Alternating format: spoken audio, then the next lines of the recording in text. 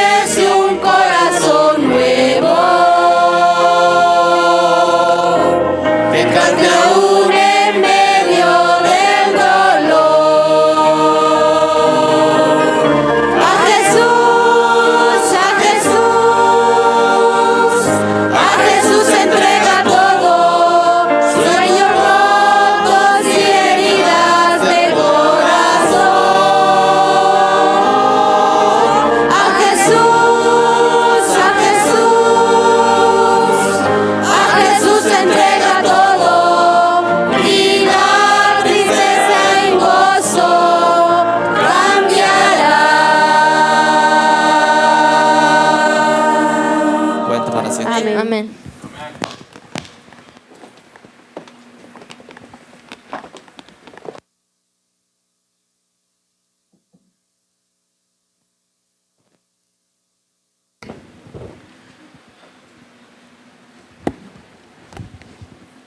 Cantan con poder las hermanas, ¿no? ¡Wow! Se escuchaba la voz de las damas, ¿no? Ahí sí, me parece que los caballeros necesitamos más polenta, pero qué bien, qué bien.